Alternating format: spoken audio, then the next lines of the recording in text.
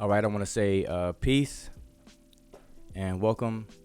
This is your brother Wujau, and want to have this quick discussion and share some information with you all who are tuned in. And I really appreciate anyone who's tuned in to my channel.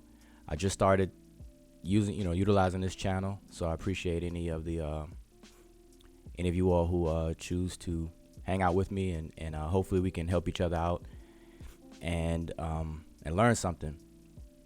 So for those who may not know or may be familiar with me in terms of my independent research and teaching dealing with ancient Egypt or Kemet and its language, that's what I'm pretty much, most people will know me for. But also, deal with a lot of other things. And so I've been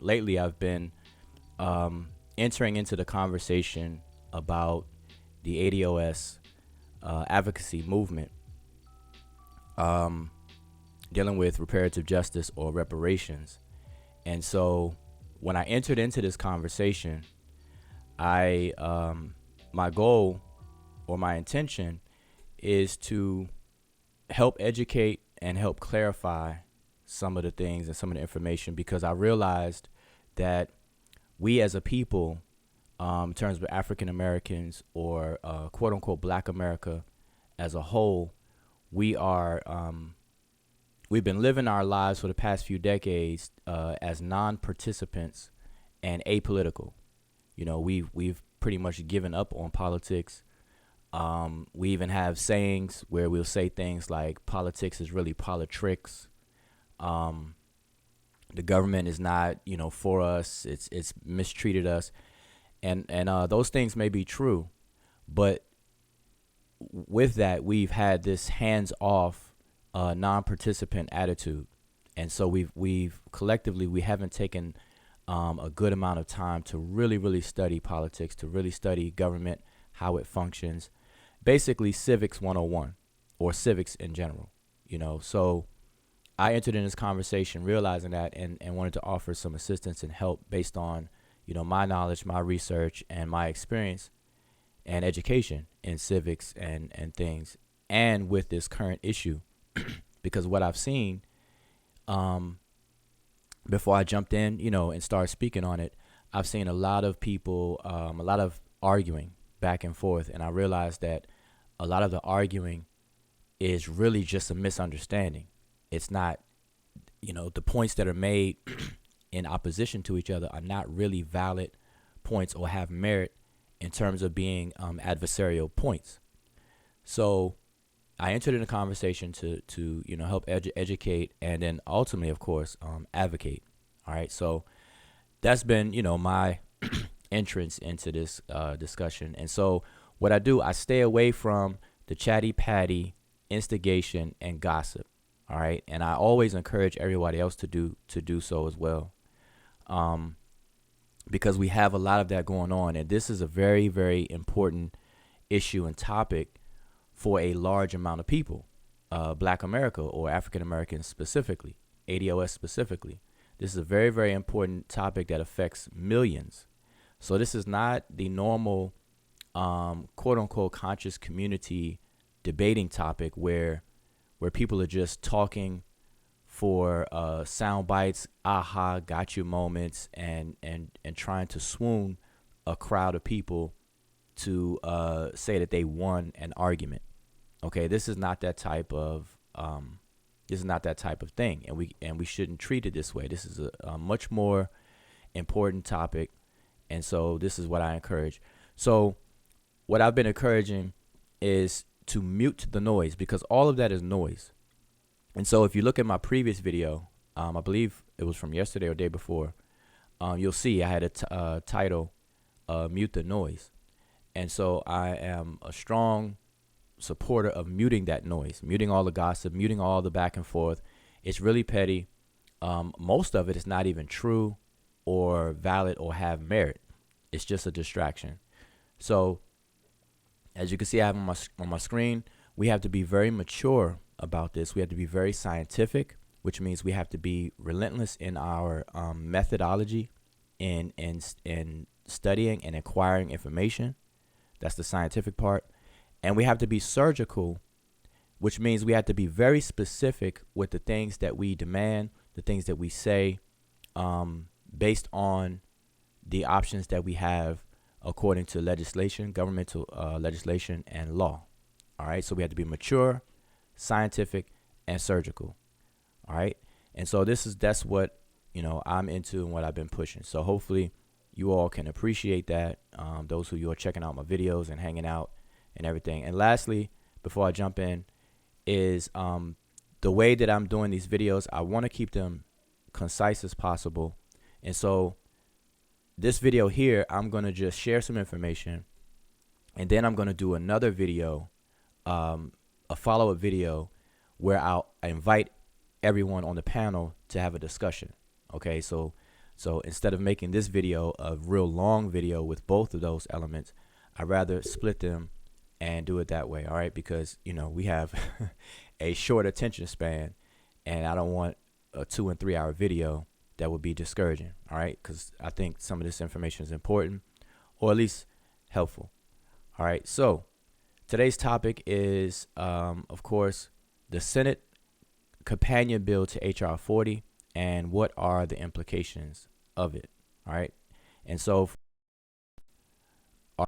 here on the left hand side, we have Senator Cory Booker. He's a presidential candidate running on the Democratic ticket as a candidate for president.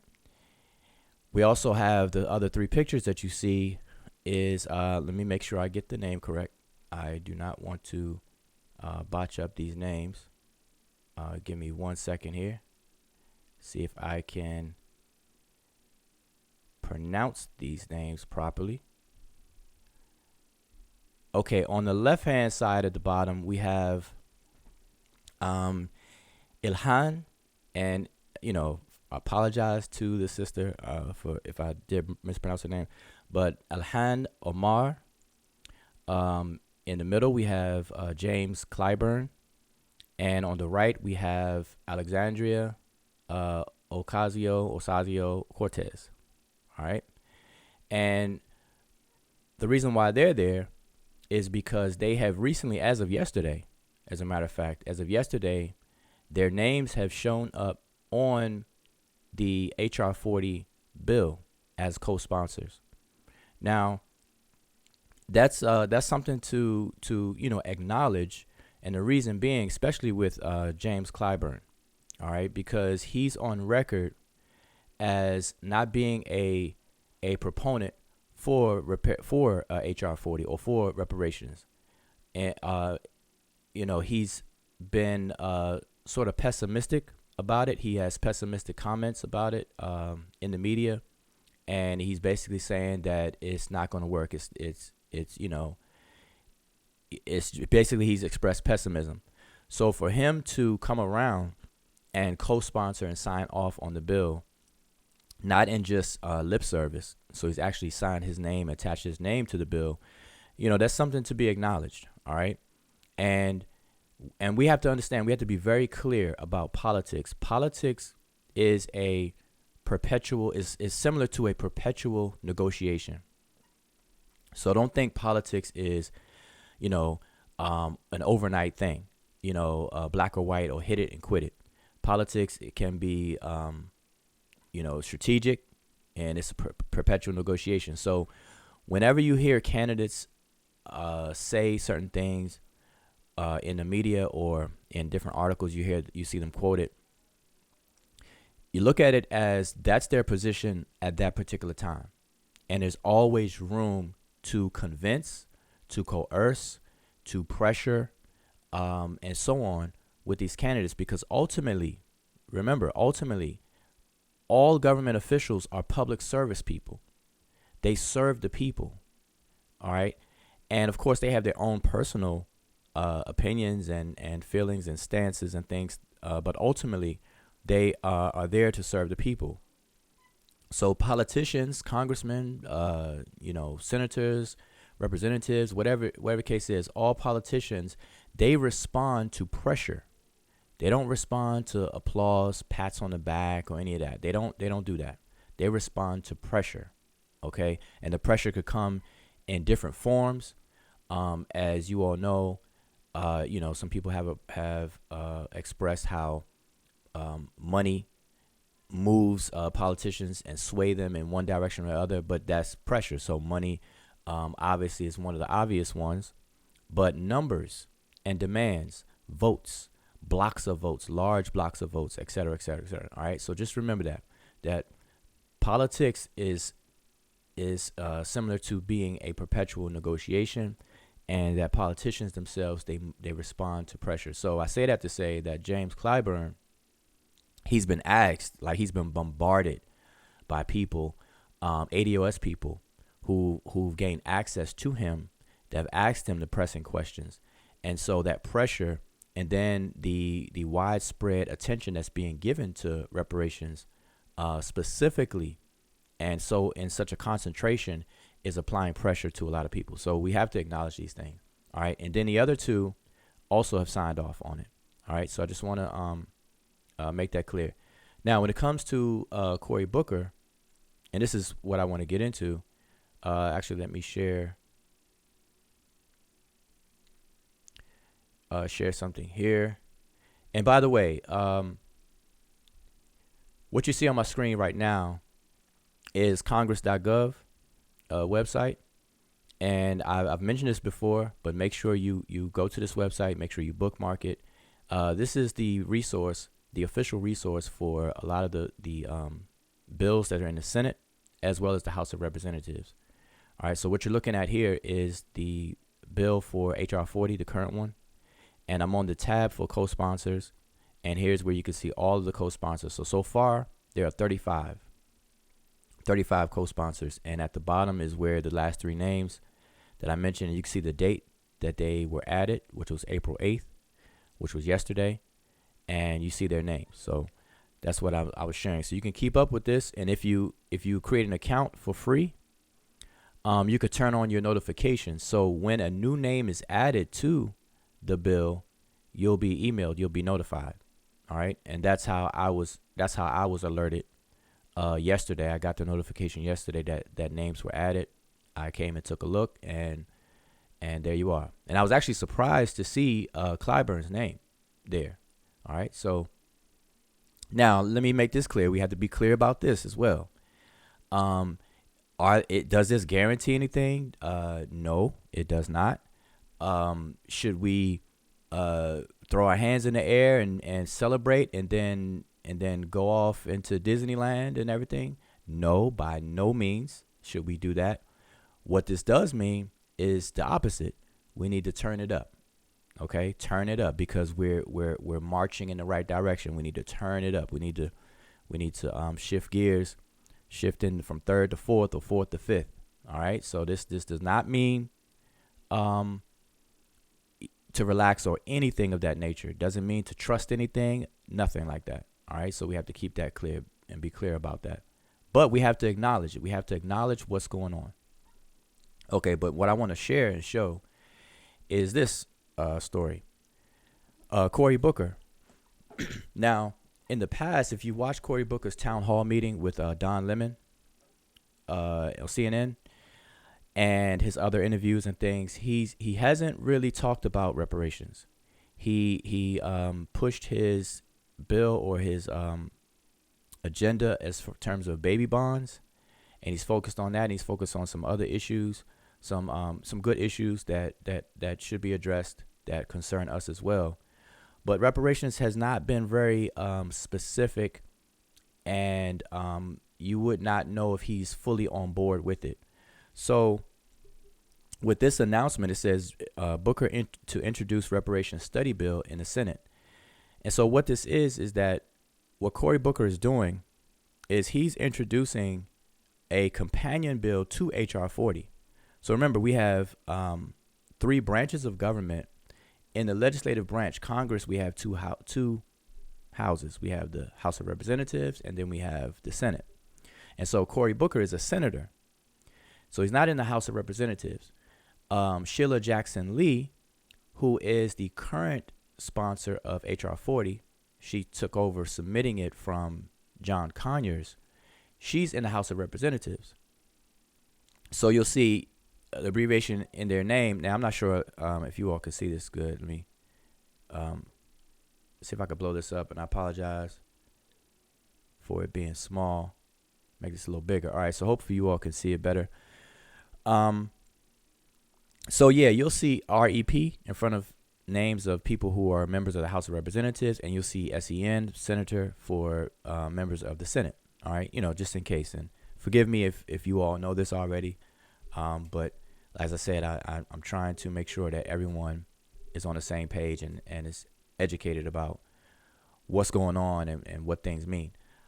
All right, so Cory Booker, being a senator, what he's done or is in the process of doing is he is creating a companion bill in the Senate.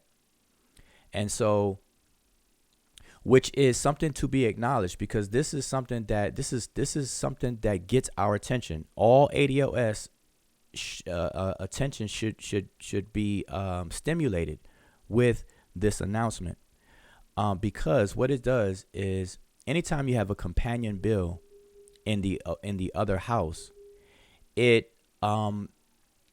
beneficial because it starts the ball rolling in the other house simultaneous, contemporaneous with the bill in the opposite house or the other house. So we have HR 40.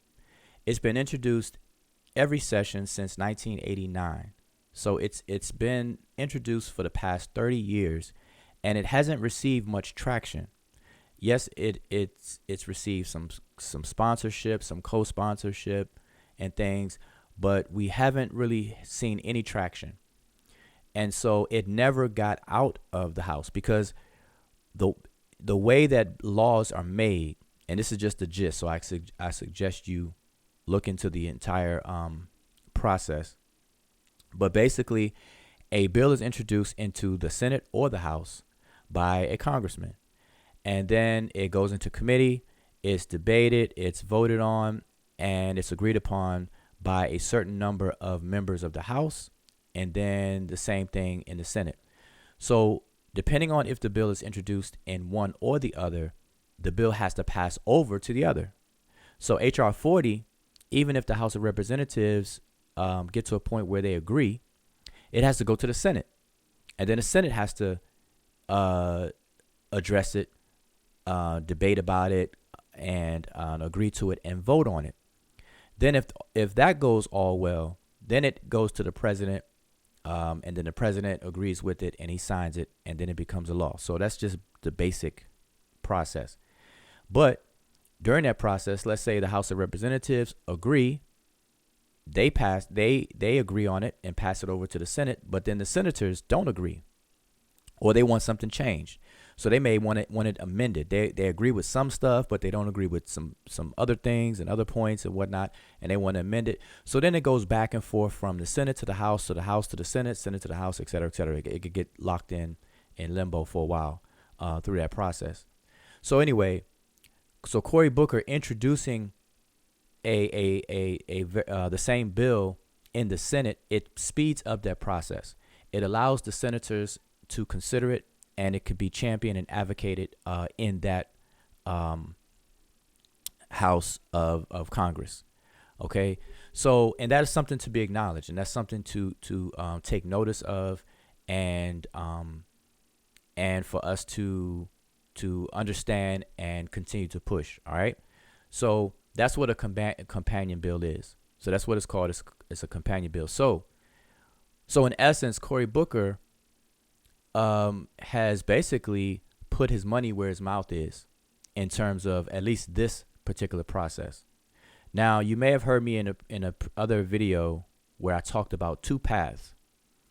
What we're talking about here with HR 40 and then the Senate bill, whatever number that's going to receive, but we'll probably start calling it, by its number when it shows up online. But the Senate bill and the HR 40, those two bills, those are bills that are to establish a congressional commission. Okay, both of them. So this is a commission through Congress, a congressional commission to do a comprehensive examination of the impact of slavery at all of its vestiges, from slavery all the way up to pretty much the present time. Okay, it's set forth a commission to lay out that study, to do a comprehensive study, to see the impact now and the damage that was done because of all of these things, and to lay out proposals for a resolution or for restorative or reparative justice. So reparation program, to unroll a program of restorative justice. All right. And in that, it may come in the form of compensation, which is what most people are focusing on when they say cut the check and they're talking about money. But it also entails policies, programs, and protections. And we have to remember that, because if you give people money without any policies, protections, and programs, then it's the same thing as just as people just coming into some money, but you're still facing the same system that is designed to lock African American, that has been designed for centuries now, to lock African Americans out of the access to the wealth that is built up in this country on the backs of the ancestors, our ancestors, ADOS. That's why we say ADOS, American descendants, lineal descendants of victims of all of these things. All right, we've been locked out from access to that wealth that they built, and we have to be clear on that. Our ancestors built this country, so these things are something that is owed. It's not a handout, and it's not people begging. This is something that is owed. The example I like to use is, and I heard it from somewhere else, I forget now, but it's the same thing as if a woman is walking down the street and someone snatches her purse, and then she runs and catch up to the person, and she has her hand out and says, "Give me my purse." Now the person would be crazy if they say, "Well, why are you begging for a handout?" You're like, "No, I'm not begging for a handout. You got my stuff. You have my stuff. So give me my stuff." So that's how people should see this. And so, don't allow people to look at this as begging the government for a handout and all of that. Don't characterize it as that. All right. We have to be very, very clear that this is not that. This is a debt that is owed. And, this is something that we're advocating. So let's see what else. So, I just want to be clear on what this means in terms of Booker's introduction to this. Now, another thing, matter of fact, let's see. I just showed you the co-sponsors on HR 40. So this is HR 40. Here's the text of HR 40. If I click on the tab, you'll see the text. And I've gone over this before, and hopefully people are gain some more familiarity with it and read it for yourself. By all means, I definitely encourage you to read this for yourself. Anything you don't understand, or different wording or whatever the case is, definitely get your dictionaries out, legal dictionaries, and so on. All right. But now, just as I can look up HR 40 on congress.gov, when Cory Booker's bill gets digitized and uploaded online for us to see for the public record, it will appear here, which is the same website. Now, on this website, when you search, which is congress.gov, by the way, when you search, you can actually filter your search to legislation. And let me see if you all can see this. Okay, I know it's small on the screen. Again, I apologize. Let me see if I can make it bigger. Okay, so hopefully that's not too big and you can still see everything. So it's also here. So if you click here, the search, but you can filter your search. So if you notice that my search has the category of legislation, it has a date or the session of Congress, which is the 116th, which is from 2019 to 2020. And then I'm only concerned with the Senate because I want to wait. I want to see the Senate's bill. Okay. And so I have it sorted by the date of introduction from the newest to the oldest. So the latest bill introduced in the Senate is going to show up at top. So here you see a bill that was introduced April 8th, which was yesterday, by Kamala Harris. Okay, and this is a bill, it's S-1067. It's a bill to provide for research to better understand the causes and consequences of sexual harassment affecting individuals in the scientific, technical, engineering, and mathematics workforce, and to examine policies to reduce the prevalence and negative impact of such harassment and for other purposes. So that's a bill that she just introduced. Okay. And so I'm sharing this in case you don't know, so that you can start bookmarking these websites and keep up. And again, we have to become politically literate. We have to become civically literate, and we have to keep up. We have to keep our fingers on the pulse. All right. Because this, believe it or not, government affects our lives. We have different layers of government. We have the federal, which is national. We have the state. Then we have even more local within cities and counties and so on and so forth. You have your aldermen, you have your mayors, you have your governors, and then each state has a Congress and so on and so forth. And the process is very, very similar on all of those layers, okay, of how laws, how bills become laws and things of that nature. All right. And we have to really get involved, and we can get involved politically on a very small scale. You can start just within your community, your neighborhood, your subdivision, if you live in a subdivision, and expand out to your city, your county, and so on and so forth. Keep your fingers on the pulse. You know, make your voice and your concerns and your interests heard. You know, collectively. That's how you know. And we have to do this. So anyway, that's why I'm sharing this, so we can keep track of these things. So let's go to the next bill. Here's another bill. Now, Senator Cory Booker. Now, by the way, when you see these dates of introduction, those dates, it may have been introduced a few days or a week before this date, because my understanding is that it takes some time for it to show up online, and these dates may be slightly off, so give or take on the dates. But Cory Booker introduced a bill that showed up yesterday. And it's not the one that I'm speaking about as far as the companion bill, but it's another bill. And this bill is to provide an increased allocation of funding under certain programs for assistance in persistent poverty counties and for other purposes. Okay, so this is, to allocate funding. People may call this an appropriations type of bill, but this is from Cory Booker. All right, and you can go on and on. I'm just showing you how these people that are familiar to us, Kamala Harris and Senator Cory Booker, they're active. They're introducing bills all the time. All right. Let's see, anybody else that we recognize down here. Here's another one from Kamala Harris, which is also yesterday, April 8th. This is a bill to amend the Internal Revenue Code of 1986 to exclude from gross income earthquake loss mitigation received under state-based earthquake loss mitigation programs. All right.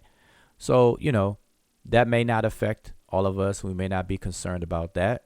But obviously her constituents and people she represent and whatnot, it is important to address that. All right. So anyway, just to give you an idea, and again, this is congress.gov. And you have to play around with the features and the filtering. All right. So just wanted to kind of share that with you all. So let's see, what else was I to share? Okay. So now, lastly, and I'm gonna look at the comments in a section, in a second. But the last thing I want to share is this is the website, The Root. And this is an exclusive interview from yesterday where Cory Booker gave the Root access to interview him. It's a short. Let's see if I can get my cursor over there. It's a short 5-minute interview concerning his position on reparations, okay, and his new bill. All right, so kind of hesitant to play it. I don't want any strikes or anything, but this is from their website, so I'm just going to play it. Hopefully you all can hear it. It's 5 minutes long, so I'm going to play it so you all can hear it. And by all means, go to the Root website. So I don't want, I want to make sure I support, their website, send people to their website to watch this video or to their YouTube channel.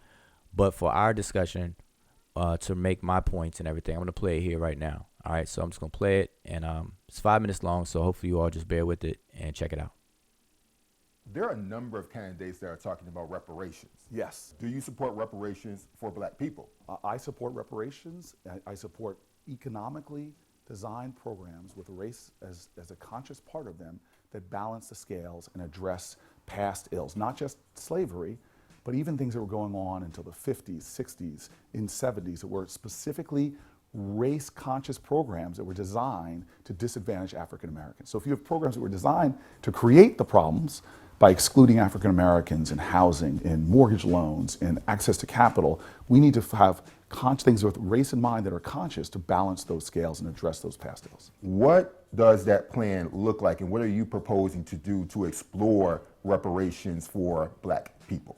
Well, I don't have all the answers, and I think that we should pull the best minds in America together to do them. So there's a bill you've heard mentioned a lot, H.R. 40. Well, we're announcing today that I'm going to be the Senate champion, the Senate sponsor of the H.R. 40 bill in the Senate. I'm proud to be the person, and we've been working on this for a long time, to bring together the best minds to now support the Senate companion and hopefully get this bill passed into law. But I'm not waiting, because there's a lot of folks in my neighborhood who want the scales balanced now. And that's why I've been pushing a lot of legislation with specifically, as I designed it, to deal with these inequities. We need to figure out what the larger plan is. That's why I'm leading on the Senate version for H.R. 40. But right now, again, people in my community don't have time to wait.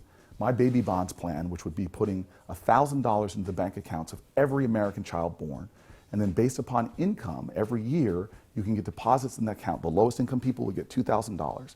With compounding interest, by the time a child is 18 years old, the lowest income kids would have upwards of $50,000 of wealth now to invest in things that create generational wealth, education, buying a home, starting a business. As Columbia University analyzed that, it would collapse the racial wealth gaps between blacks and whites. That would make a real difference in this community where so many children are born below the poverty line. And I just want to be perfectly clear, because many people are not sure where your position is. You definitely support reparations for black people. Yes. But right now, you are providing these other alternative plans until there's a comprehensive way to get those reparations for black people, just to be clear. Yeah, but we are having important discussions and debates. But I return to a low-income African-American community. My folks have urgent needs right now. You walk with me around my block. There are folks that need jobs. There are folks that need housing. There are folks that need economic opportunity. That's one of the reasons I stay rooted here. So I have a sense of urgency. And so that's why when I lead the Senate on marijuana reform, I make sure I get out there in front to lead, but talk to people about restorative justice. That's why I lead the Senate on issues of dealing with American poverty, but do it knowing that if I can do the right bills, they're going to have a disproportionate impact on communities of color. Do you feel some of the presidential candidates are pandering to black people about the reparations conversation? Yeah, look, again, my whole life career has been in black communities, and I've seen lots of people come into my communities to campaign for votes, and respect that. I support I'll support whoever the Democratic nominee is. I hope it's me. But this whole reparation conversation has been frustrating to me, who lives in an African-American community where there are daily urgencies, that when we wake up, there is a sense of who's fighting for us. And so for this reparations conversation to be now reduced to a box people are checking on a presidential campaign, as opposed to a life purpose to try to balance the scales, to right the wrongs. I'm not calling into question any of the convictions of the other presidential candidates. Some of them are like family members to me. They fight in the trenches with me. They support these issues. But I'm talking about this larger conversation and how we're having it right now. As a guy that gets very frustrated and angry when I watch national conversations about things like marijuana, we're like, let's just legalize marijuana and not do something to correct where everybody's saying those issues and in the same voice talk about, hey, I'm doing this not just because I want to let adult users have access to marijuana, fine, but we should be doing this. The purpose of this is to address the historic, ongoing, racist applications of marijuana laws in this country. I've been unapologetic in talking about that. I put in legislation years ago to address that. And now suddenly it's a presidential campaign, and we've reduced so many of these conversations about racial inequities and disparities to a check on a box. Do you support reparations? Yes. Next. No. No. This is not going to solve the problems we have in this country that are hurting us all. Okay, so appreciate you all's patience in watching that. That was pretty short. But I wanted to play that, and of course, go to the website and watch it if you need to watch it again. Play that to let you all hear it from himself, and you can determine what he means by what he says.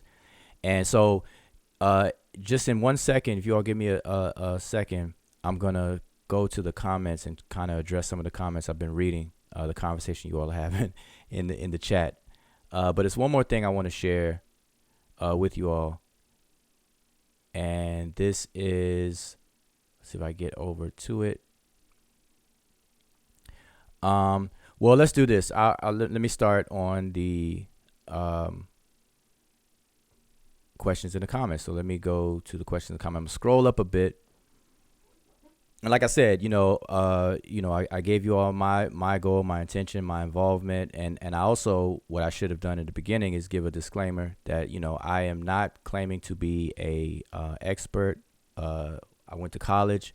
My major was not political science. My area of focus and studies have always been in computer science and engineering and so on and so forth. So I'm not up here proclaiming to be an expert. By no means, and I'm not a spokesperson for ADOS, all ADOS people, all right, or the advocacy movement. So I just want to make that clear as well. Just trying to get in where I fit in and help advocate and educate and advocate in that order. So let me go up a bit. Now, if you have a question, please repeat it now. So I want to scroll back so far, but I'm gonna try to see if I could address a couple of things that I did see. So let me get this one out the way. So now we do have to be, as I said before, at the beginning, for those who jumped on late, what I'm saying is we have to mute the noise. We have to get rid of all the chatty patty, emotional, drama queen, gossipy, back and forth things that we've been seeing, because this is not the street corner debating thing where that's how people get down. All right, we have to eliminate that. Okay, we have to deal with the issues. We have to be mature, we have to be scientific, and we have to be surgical. So on that note of being surgical, it is true. I think CJ in the chat or someone else was made a good point that we have to be pay attention to language, the wording of how people are characterizing different things, because you have to understand law is very, very specific, and this is something we all just gonna have to understand, that we have to start being very, very specific. A good word, specificity. This entire ordeal or endeavor that we're engaged in deals with specificity. All right, that's a big thing. So the issue is the interviewer that we just watched, he kept saying black people. Okay, and we have to understand that is a problem. Saying black people in general, we have to be more specific than that. So we have to say ADOS, or you can say African American, because we have to remember the HR 40 bill, the name of it. Let me switch over to that real quick here. If I can go back to it. ADOS would be the claim holders, American lineal descendants of the victim of the institution of slavery. Okay. And so, what people are used to saying is African Americans. Okay. So if people say African Americans or people say ADOS, we don't have to be so stickler to that. We educate people and let them know what ADOS stands for, the acronym, what it stands for. But if we are talking about the same group of people, then that's fine. Some people choose to say African Americans, ADOS. But now there is an issue with black people in general, because we cannot do the flat black. We can't do color melanin politics. The degrees of melanin people have in their skin. We can't. That does not work. That's not compatible. So we have to be very, very specific. We have to talk about lineal descendants of the victims, our ancestors, who were enslaved and brought here and forced to build this country and not given access to it for free. All right. And then all of the systematic things that came after that. Okay. So we do have to be very specific. Now, in the interview, the interviewer kept saying black people. But let's see what Cory Booker means when he's talking. So that's why I have this on the screen. So let me see if I can scroll through, because these are some quotes from what Cory Booker had announced, and he announced on his Twitter and so on and so forth. So it says, Senator Cory Booker is introducing a Senate bill to study reparations for African Americans. So here's more specifics. All right. It doesn't say, well, this article is not saying black people. And it's a companion bill to Representative Sheila Jackson Lee's legislation on an issue that has become a litmus test for 2020 presidential hopefuls. Okay. And so if we read Sheila Jackson's, or the HR 40 version of it, we'll know that it's very, very specific. It's not the flat black. All right. So it's good for us to pay attention to that, but just understand that although the interviewer said black people, this bill is specific. It's not just for black people, the flat black, that is. Okay. So, we have to be mindful of that. Now, here's a quote. So it says, I will be introducing a bill to study reparation proposals for African Americans. He doesn't say the flat black. The Senate companion to Jackson Lee's HR 40 bill. And this is what he tweeted on Monday, yesterday. Our hope is this will finally begin to right the economic wrongs of persistent racism, white supremacy, and implicit racial bias in our nation.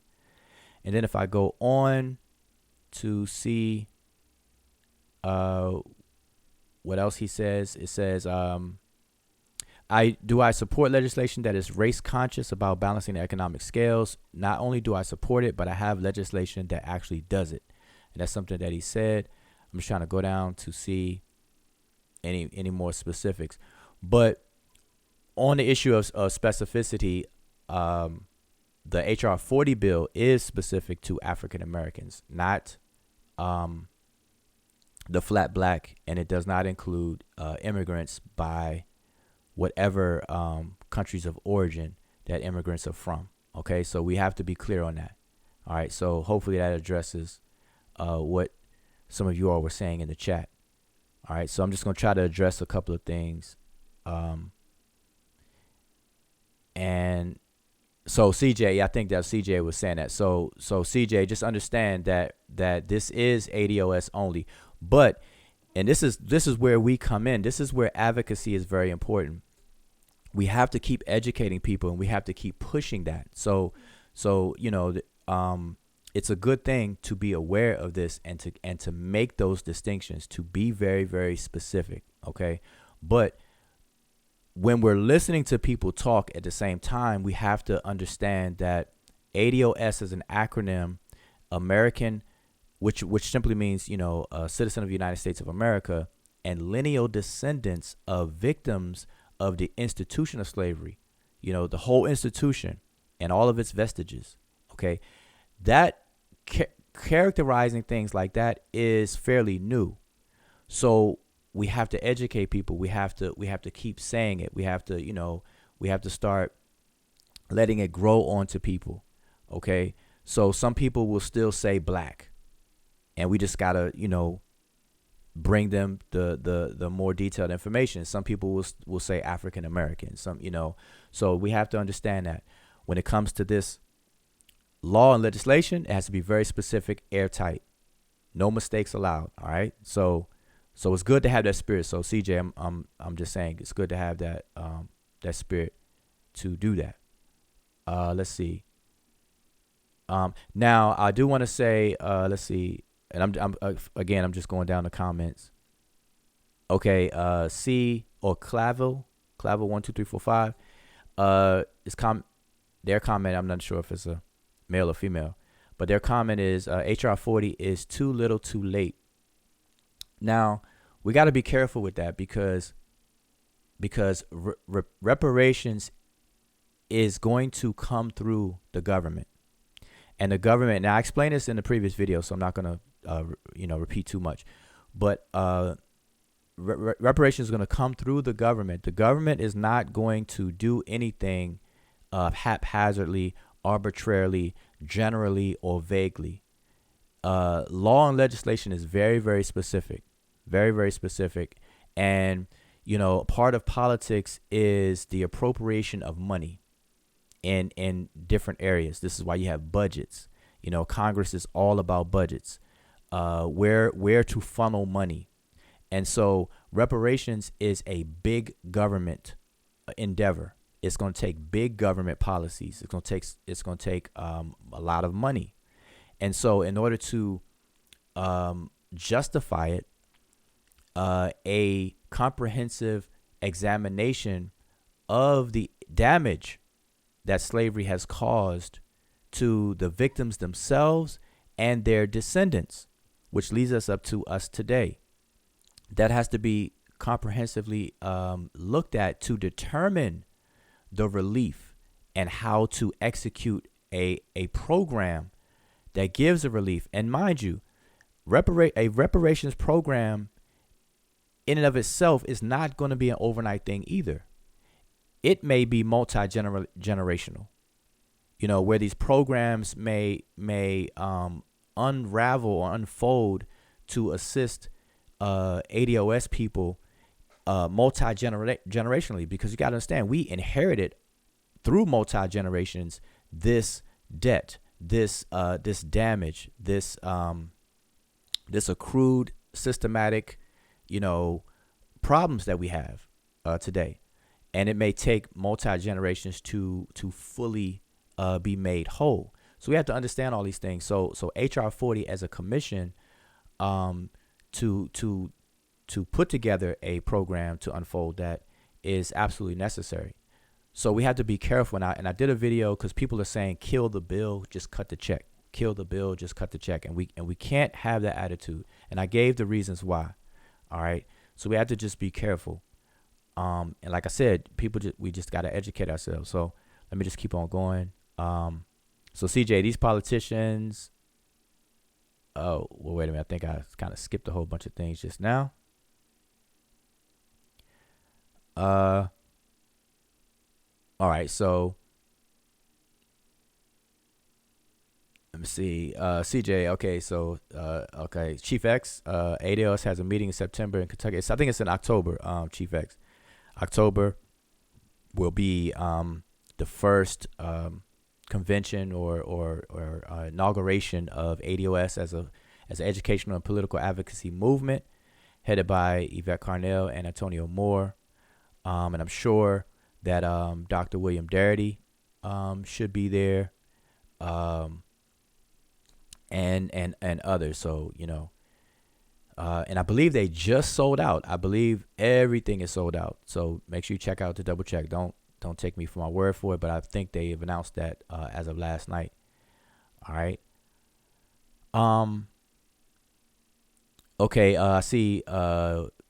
Rick Manigault says we need ADOS on the census.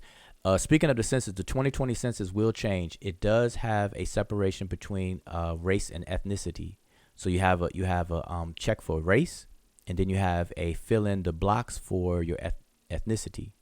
All right, so that's going to be very interesting. So make sure you check that out. Um, let's see. CJ says what Corey should have said is that I support HR 40 and companion building in the Senate. However, I am also prepared to use my executive order to create a commission to speed up the process. Exactly. And this is something that I expressed in the previous video. Now, this brings me to another quick topic. Like I said, I don't want to make this video too long. Let's see how am I looking on time here. Okay, so I'm coming up to the hour. All right. So recently, the National Action Network, which is something that is spearheaded by Reverend Al Sharpton, for those who have been keeping up with that, over the last weekend, he had a convention, I think a 3-day convention, and many of the presidential candidates, not all of them, I believe there's over 20 people in the race now, but he had quite a bit that stopped by that convention to lay out their political agendas. And when the smoke clears, we have to understand that the reason why these candidates show up anywhere is, one, to get exposure to their policies. So we can't look at it as they're scamming, because obviously they need to be heard. Okay, so these candidates need the public to hear what their policies are. So that's one aspect. But then another aspect, obviously, which is to address the people's concerns to win their votes. Okay, because voting, as I always say, is an exchange. It's not like voting for somebody to win a Grammy or Oscar. Political votes act more like money. It's an exchange. You give your vote in exchange for policies, programs, and protection. Governmental policies, programs, and protection. That's what you're exchanging for. And so you're not just going to give your vote away and not get something in return. So it works both ways. So these candidates come to these meetings and conventions to win your vote. But you, in the audience, you're supposed to demand from them something for your vote. And so what we have to be clear about is that these conventions that don't allow the public to lay out their demands to these candidates, we have to be a little bit concerned. Okay. And so the convention that just happened, it wasn't set up that way. And that's fine, as long as a precursor was done. So for example, if National Action Network, headed by Al Sharpton, all of the members of that actual organization and the public that they supposed to represent, if they have previously all came together to figure out prioritize our issues, then the way it's set up could be the way it was set up, to where you can just have a person address those questions to each candidate. It's not like a town hall meeting where the public gets a chance to get on the mic and ask the questions. Okay, so in essence, these organizations such as NAN, which is National Action Network, they become gatekeepers or the voice for Black America. And so, but if we are all not represented in that voice, then some things can be missed. So my critique of that event is that Al Sharpton asked each candidate 2 questions. One question was about prison reform, and the other question was about reparations. Now, the way he asked his question about reparations is that he asked the candidate that if they should win presidency and the bill, HR 40 bill, passes through Congress, if it passes through Congress and reaches the president's desk, will they, as president, sign off on it? And every candidate that showed up said yes. But my critique is that is not the best question to ask. So we have to make sure we got to make it count. And so what Al Sharpton should have asked them, at least as a follow-up question, was that, okay, fine. If it passes Congress and it comes to the desk at the president's desk and you're elected as president, You said that you'll sign off on it. But my follow-up question is, if HR 40 gets stuck in limbo, because HR 40 has been there for 30 years, 3 decades. If it continues to get stuck in limbo and does not pass Congress, will you, as the President of the United States, will you form a presidential commission to do the equivalent of what HR 40 responsibilities and duties are? Yes or no? That was the follow-up question to be asked, and he did not ask that question because as presidents, they can actually do their presidential commission that's equivalent to these types of commissions, congressional ones. Okay, and I spoke about that in a previous video. Okay, so I want to make that clear. So again, if these organizations like NAN and these people like Reverend Al Sharpton are going to set themselves up to be our voice, we have to hold them accountable. We have to put the fire up under them to make sure that they do what they do, but they do it right. And it goes back to what I said. We have to be mature, scientific, and surgical. We got to be surgical with this and strategic. So that wasn't the right question to ask them. Or if you ask that question, you have to have a follow-up question. You have to ask that follow-up question, because what that does, essentially, it gives them a way out. Because what they can do, they can gain our votes, right? Because they said yes. So their answer to yes is supposed to be like, oh yes, okay, they support reparations, so they're gonna get our vote. So we give them our vote. They become the Democratic nominee, and then 2020 they beat Trump. But let's say HR 40 never reaches their desk. It never passes through Congress. We're still in the same situation. We gave them our vote, but we're still in the same situation. You see what I'm saying? So we don't want to have an out. We want to close all the escape routes. All right? We give them any wiggling room. And so this is what Yvette and Antonio represent. And this is going to be the last thing, that I discussed, and I'm going to see if I can answer some more of the questions. But now, this is another thing. When I say mute the noise, a lot of people, the noise is from some of the comments or the aggressive nature that Yvette Carnell and Antonio Moore take, their position and how they express themselves. And so what people have to realize is that, and I'm not being apologetic for them, because again, I don't speak for them. They do a good job of defending themselves. Okay, so I don't want to give that impression at all. But what we have to understand, because it's not about Yvette and Antonio as them two people, we have to realize of where we are and what we're doing. We are at war. Okay, we have to champion our demands, our interest, and our agenda in a very aggressive way. And so for decades, when you study this stuff, you'll realize that we've been bamboozled for a long time. Again, we are apolitical by nature, by recent history. We've been non-participants.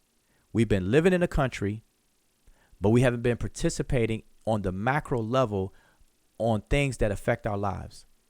Not even on a local level, and those of us who are participants, we've been participating from a place of ignorance. By that, I mean, we simply vote Democratic because that's just the tradition of black people in America. Black America is known to vote Democratic for the past maybe 5 decades now. Okay, Democrat. So when we go to vote, we'll see D next to somebody's name. If we don't recognize the name, as long as it has a D next to the name, we're gonna vote for them. And then as far as presidential elections, of course, we'll be familiar with whoever's running for that, and we may choose that particular person. But all the other people, we're not really paying attention to politics to the point where we are making very informed decisions on these things. So I say all that to say is that when you study this, you'll realize that you'll realize the reasons why we haven't gone anywhere. We're staying stuck and stagnant. And so we have to become conscious of it, and we have to hold our own representation accountable. So this is why Democrats are targeted. This is why people, no matter what color they are, it's not about how somebody looks. So all of these things are being pressed. So the thing about Yvette and Antonio is that they're not trying to get brownie points. They're not trying to clout chase. They're not trying to be BFFs with anybody. It's all about advancing the agenda. It's all about getting the goal accomplished. So if that takes putting fire up under somebody, for example, Reverend Al Sharpton. Now, nobody can take away his efforts and the fact that he has the National Action Network and all of that good stuff. But in terms of what he did by asking that question, somebody needs to pull his coattail and say, wait a minute. No, you had a shot to ask these people to make them commit to something, and you blew it. And same thing with journalists. Same thing with people who get a microphone and have access to these candidates or these politicians and everything, and they're on camera asking a question, and they have the ability to say, hey, look at me, see what I've done? I'm advocating, I'm working. But if you actually examine what they're doing and what they're saying for its merit or value, you'll see that they're really doing nothing. Okay, and I've seen that too. I've seen people who had access to these folks and asked them the wrong questions. Okay, so and they might not be qualified, but they got access, and so we have to be mindful of that. And so we have to be strategic. So that's part of the strategy. So back to Yvette and Antonio, they are holding fires up to any and everybody. So I've seen recently, Antonio Moore, he tweeted Cory Booker to indicate to him that he's working with Dr. William Darity or Sandy Darity, and that he would be interested in working with Cory Booker or gaining an audience with Cory Booker and even Sheila Jackson Lee to discuss revising and amending H.R. 40 and obviously, of course, the Senate's companion bill. Okay. And so what I'm seeing is part of the noise is people saying, well, how you going to talk about Sheila Jackson Lee or put down Cory Booker, and then all of a sudden now you want to sit down to them, now you want to sit with them and everything, and that's a very immature way of looking at it, because none of this stuff is personal. The things that are spoken about with these people are policy driven and dealing with politics. It's not personal stuff. It's the politics. If Cory Booker, like for example, Senator Bernie Sanders was against reparations. Okay, he doesn't think it's a good idea. So, but he got on the stage at the Al Sharpton event and answered Al Sharpton's question in the affirmative. He said yes, he would sign it. But by him flopping like that, by him switching up like that, there's a whole discussion needs to be had then. That did not take place. So we should not be expected to just sit here and not put the fire up to these people, everybody, all right, because this thing has been going on too long, all right. So anyway, I wanna make sure that people have that understanding, all right. So we have to stay with our eyes on the prize and understand what's going on. So that's the purpose of me going over this and sharing this information with you. And understand that reparations is bigger than any 1, 2, 3, or 4 people. This affects millions of people, millions of ADOS people. All right. This is a specific conversation between ADOS and the United States government. ADOS needs allies. So people who are jumping into the conversation who are non-ADOS, immigrants from wherever, their position should be similar to the position of the non-ADOS Trevor Noah. And, I'm not sure if you all are familiar with Trevor Noah. If you he's on a Daily Show. there was one of the shows where he addressed reparations and white privilege, and his explanation and his response to a question was on point and perfect, and that should be the litmus or the model for any non-ADO person who is in support of this particular justice claim in terms of reparations. If it's not about that, then just mute the noise, as I continue to say, because we cannot afford the distractions right now. Reparations, this is the first time in history that reparations has received the attention that it has. People have mentioned it before in the past. Matter of fact, HR 40, when it was first introduced as HR 3745 or 4537, I forget, in 1989, it was an issue. It came back up with Ta-Nehisi Coates' article, I believe in 2015. It kind of peeked its head up again, and now it's at the forefront, unlike before. And so right now, the season is ripe. The environment is ripe for us to advocate like we've never done before. And we have to kill the noise. We have to mute all of that noise out. All right. And we have to keep our eyes on the advocacy. Everything else is a distraction. Do not allow any of that to distract us, especially coming from people who are not a party to the conversation. Again, this is a conversation between ADOS and the United States government. That is we have to be very, very clear on that. All right. So I'm just going to see if I can address some of these questions for about 5 more minutes and scroll up a bit. But hopefully you all, benefit from the little bit that I shared with you all, just to kind of keep everybody up to date on. All right. So just let's see. Let's see. And forgive me. I'm because if you want me to actually see, if you have a question for me specifically, if you prep your question with the @ sign with my name, then it'll highlight for me and I can see it better. So I'm trying to scroll. Let's see. Peace Family says HR 40 does not have immediate impact for ADOS. If it does, research President Desk now with respect. Okay, if I understand that properly, you're right. You have to, if I understand your comment correctly, reparations is not going to be an overnight thing. Okay, that's anybody that feels that way. You have to correct your thinking. Reparations is not going to happen overnight, and it may be multi-generational. Okay, so just understand that. All right, there's no way around that. Reparations, there's a process.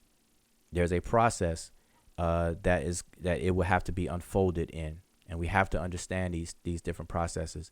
All right, because we're not ignorant to it. Because we're not aware of it, we may be ignorant to it, but we cannot adopt the stance of trying to destroy or beat down something simply because we don't understand it. All right, that is not our way. Seek understanding first. All right, so let's just understand that. Let's see. CJ says, our ancestors are helping us to clean house and to be surgical in how we move forward. They are the wind at our backs. Okay, definitely. Okay, we have Chris, the brother Chris. He was on the panel. And by the way, I just want to say this again. I am going to do a video that I will invite everybody on the panel. I have room for 100 people to come on the panel, and we can have a discussion. So right now I'm just sharing information, and I'm just going to try to address some of these comments, and then I'm going to close out. All right, let's see. Okay, we got Dagger Scott. So that's the brother Garfield. Peace to the brother Garfield. Now, the brother Garfield is a person who's been talking a lot about ADOS, and I've criticized him, and I've been critical to him out of love, of course, because Garfield is my brother.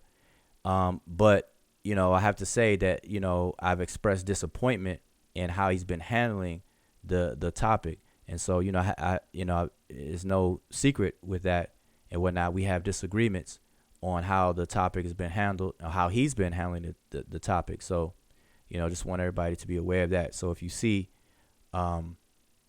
if you heard me on his particular show or whatnot, um, again, it's based on the topic, so it's not, this is not like some personal type of issues. So he says Tony and Yvette are not in touch with the shakers and movers.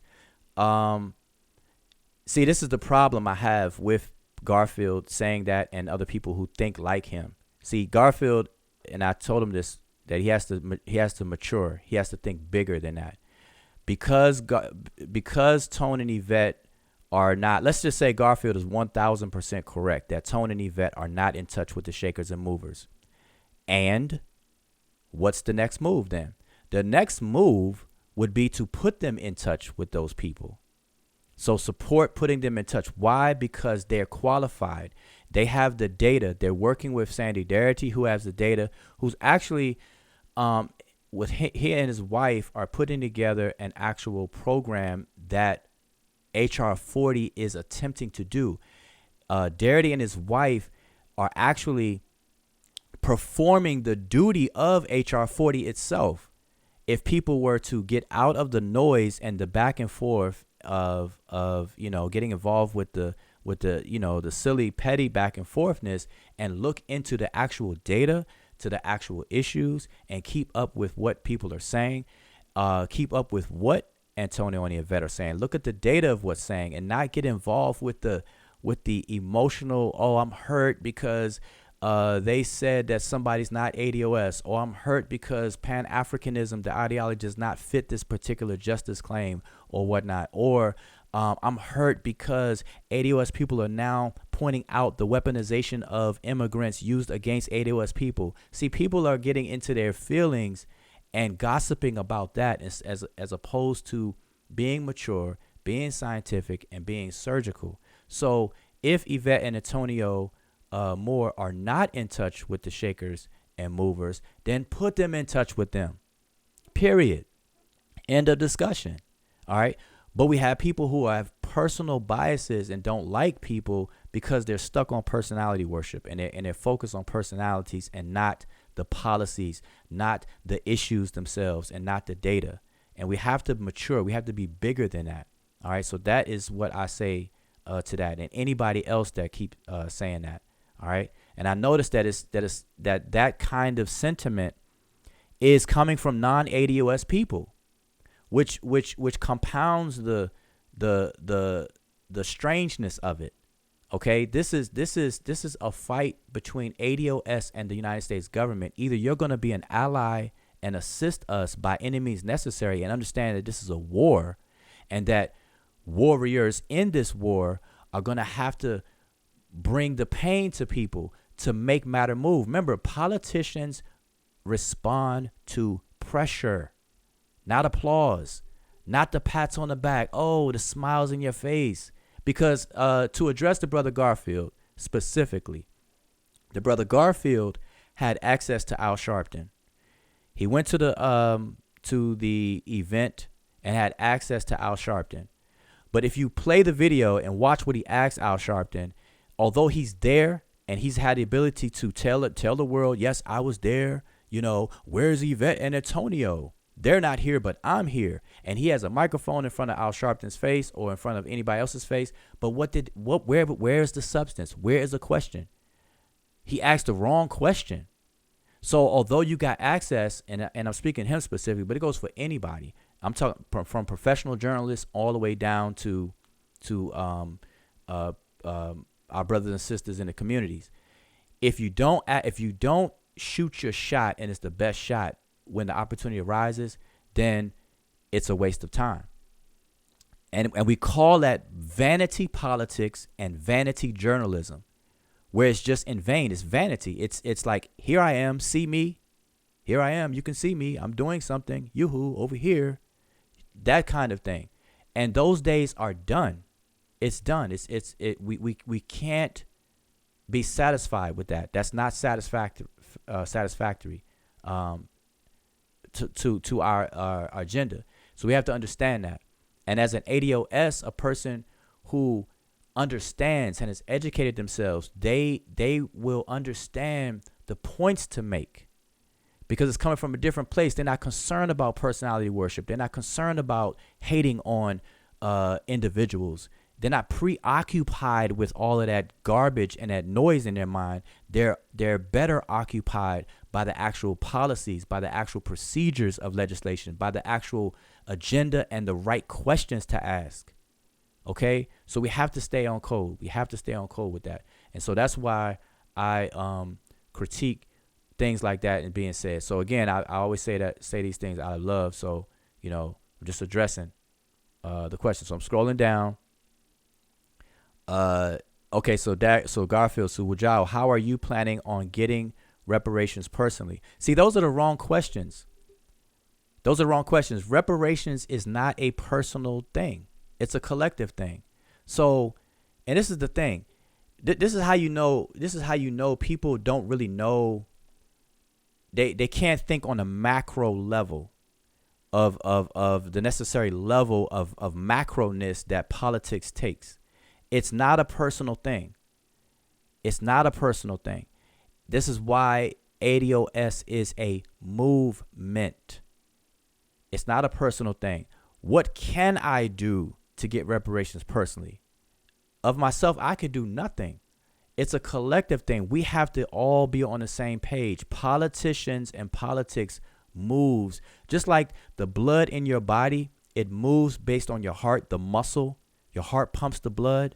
Well, guess what? There's another fluid in the body called lymph that has no pump to move it. It is moved by the motions of your body. You move, it moves. So politicians move based on pressure.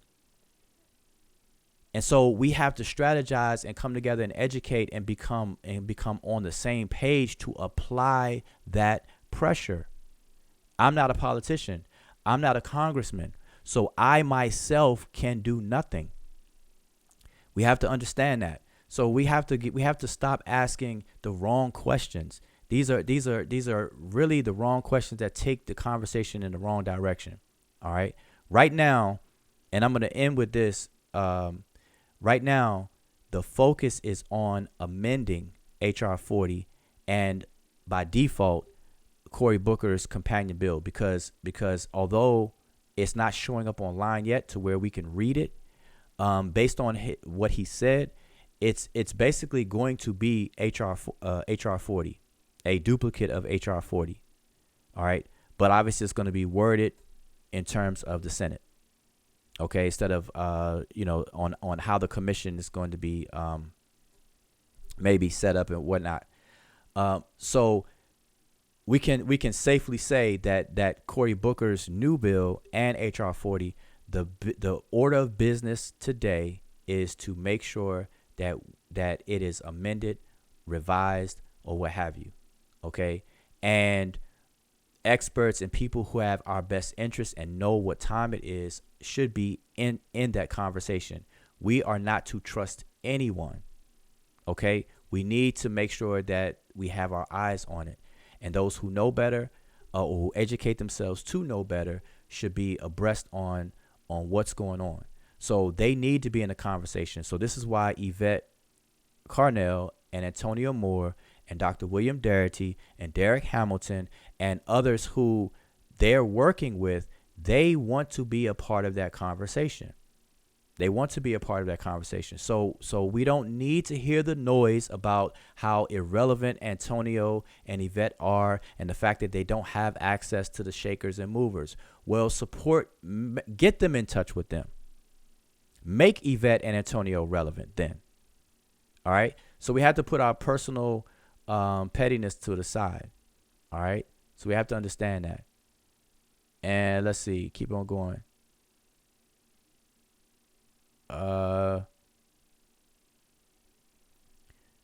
Anything else?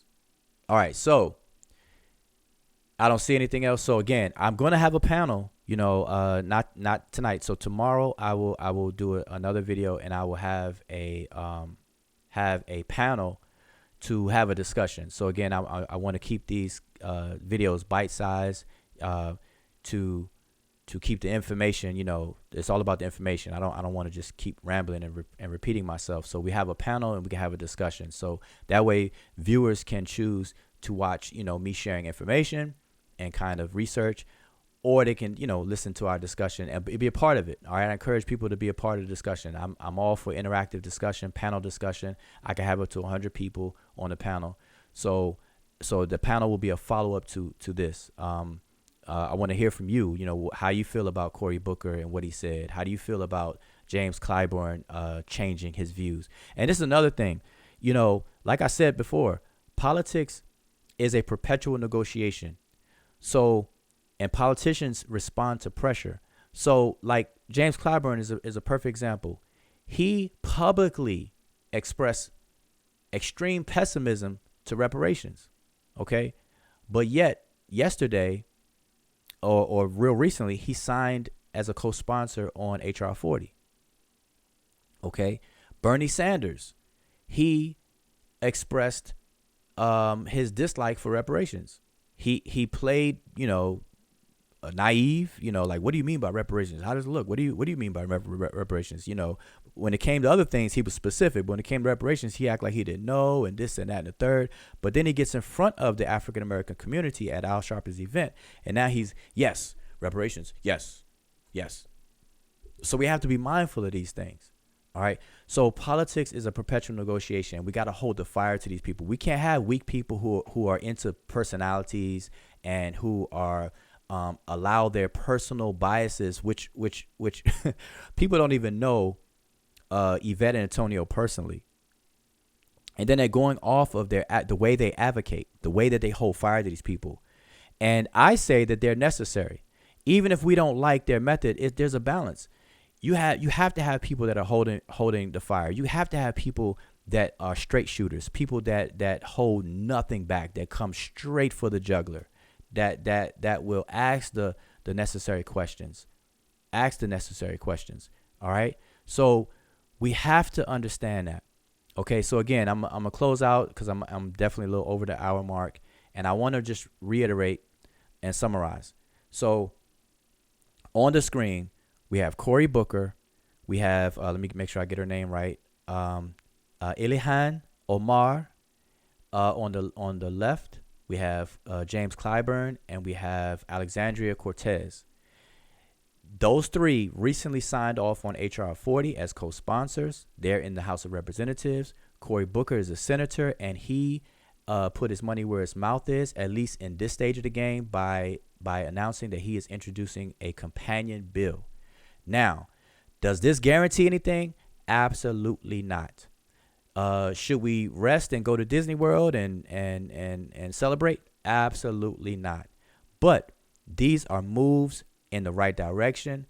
This is what gets our attention as ADOS people, and we need to turn up even more. Okay, we need to keep our eyes on the prize and our fingers on the pulse and educate ourselves on all of this process.